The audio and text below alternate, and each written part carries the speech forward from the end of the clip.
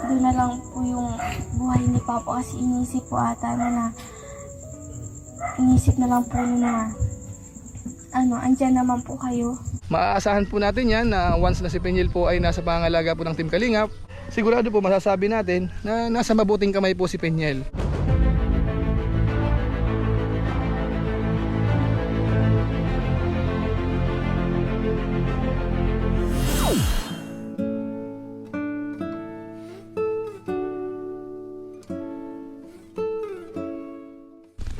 Ayun, shoutout guys.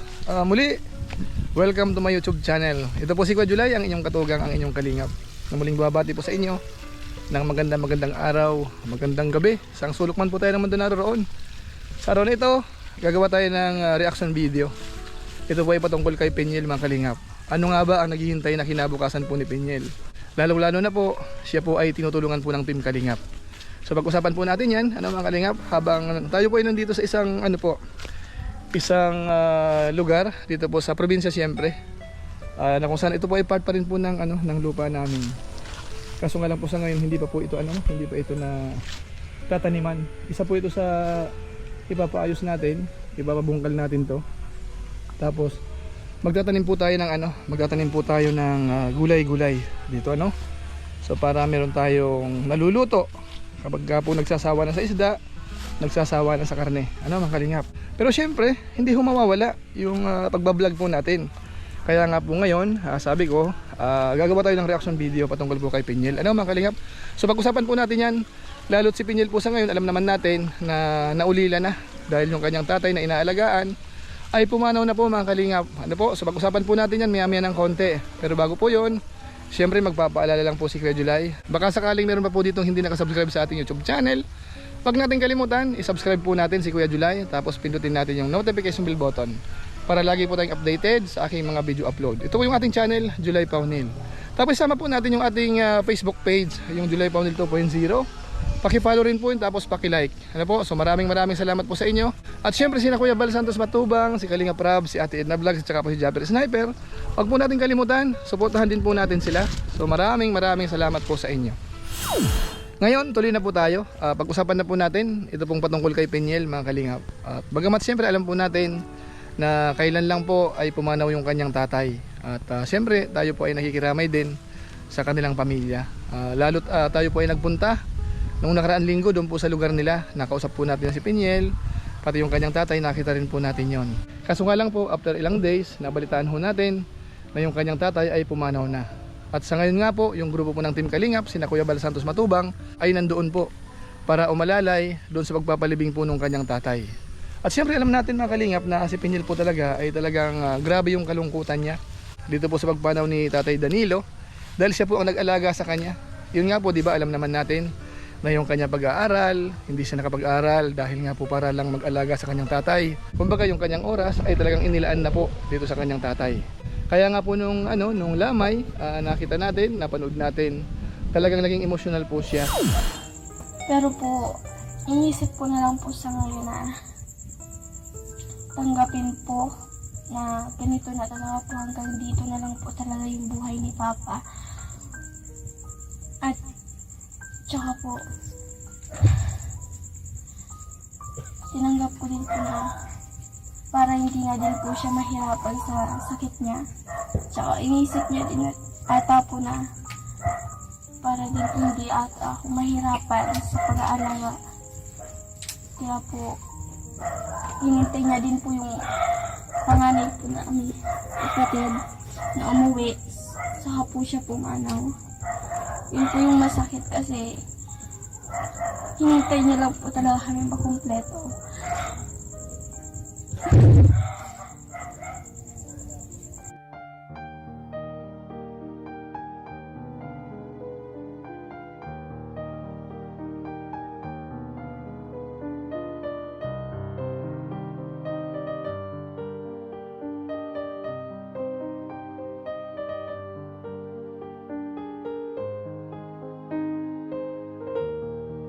Alos kahit di po siya nakakapagsalita, kitang-kita ko po sa mata niya yung saya na nakita niya po kami kumpleto na.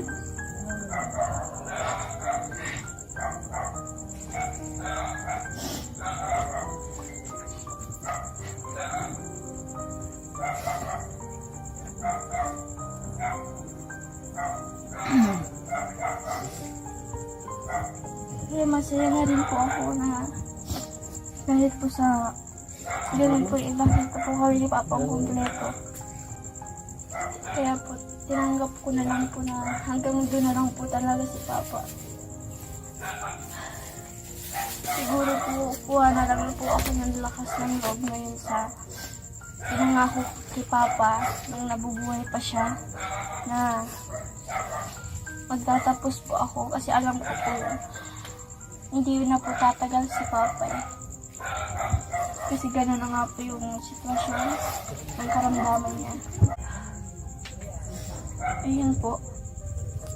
Maraming salamat po sa inyo. Unang-una po sa nag-scout sa amin. Po kay Tatay Papsi. Maraming salamat po. Alam ko po sobrang pasalamat sa inyo ni Papa. Dahil kundi po dahil sa inyo. Tapos sumunod po kay Kuya Jose. Hindi po dahil sa inyo eh.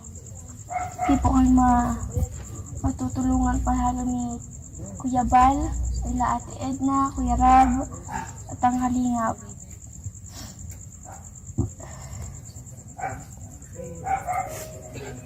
Dahil po sa inyo, naging kahit po counting panahon, naging masaya po yung pumuhay namin ni Papa. Dahil andyan po kayo. Naging masaya po. Alam ko pong masaya po yun. Dahil andyan po kayo na tutulong po sa akin.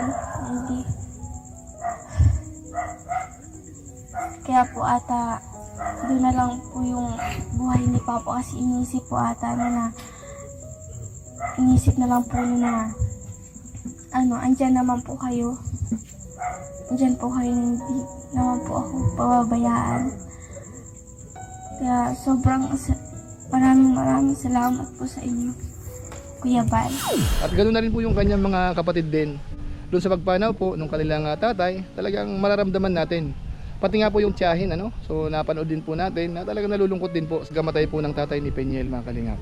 Kaso nga lang tayo naman po, yung mga ganyang bagay, mas maganda po talaga tanggapin natin. Dahil malay natin, yan po ang kalooban, Dahil Diyos naman po ang bumubuhay, Diyos ang nagpapagaling, Diyos din po ang pumapatay. Ibig sabihin, yung mga ganyang pangyayari, hindi natin hawak yan. Diyos po ang nakakaalam po dyan. Kaya sana, kung ano man po ang nangyari, marapat lamang pong tanggapin. Ano po? So ngayon po pag-usapan po natin, ito pong kalagay ni Peniel sa ngayon, mga kalingap. Dahil kung yung matatandaan po ng mga nakaraan, ito po ay talagang balak na pong paggawan ng pabahay din po yung pamilya nila. Kaso nga lang po dito sa nangyari, so hindi natin alam po kung yun po ay matutuloy pa rin po o kaya po mababago yung mga plano po para kay Peniel.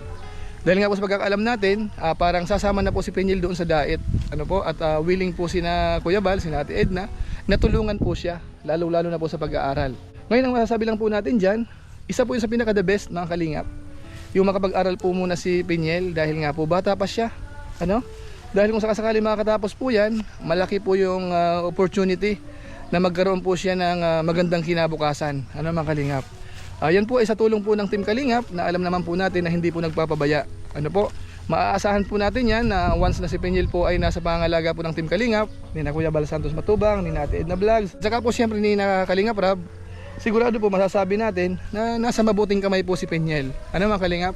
So yan po nga abangan natin dahil kung sakasakaling sasama na po yan, masusubaybayan po natin yung magiging update po ni Peniel doon po sa diet, mga kalingap.